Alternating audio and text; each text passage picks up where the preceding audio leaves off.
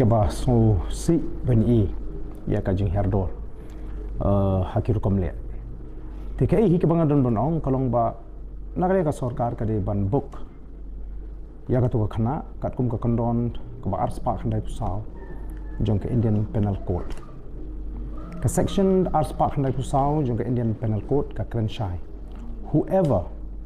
to the annoyance of other does an obscene act in public shall be punished. Leni kabapuli sing a song or recite a ballad of obscene shall be punished. Kat kum ka kandon ai. Te ngimla ban len bakatu karukom le jung ka tu ka khana samla tu si. Kalong ka jingle khlem akor ka ba palat put. Ka ba panja buram ya ka jai ben riu. Ka de he ka jaka pat ba te mdon takoi pat kalinti ndrei don kam ban book ya ka to ka khana kat kum ka ni ka section khnang ba kanum ai ka khubor ka ba sniu sha ki wi pat ki ba pe ya ka jala ka jingi namar kani kam kut tang hang ni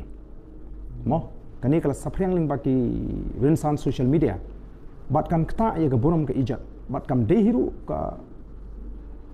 rukum im ka jingi kum ka jai beriu riulum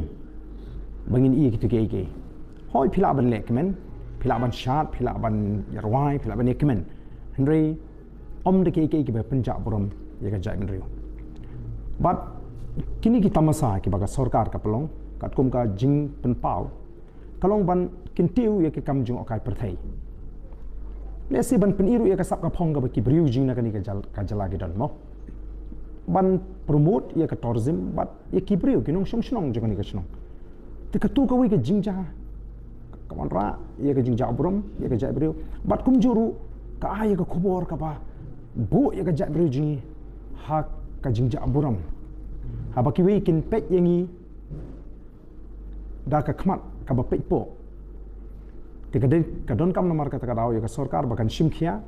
khanang ba ki ba kum kini ki jingja haki bor gi banwan hagi nu ku jingle ekmen kinum ja ke banong ka jing ja borom ba jing that rong ya ka jai bur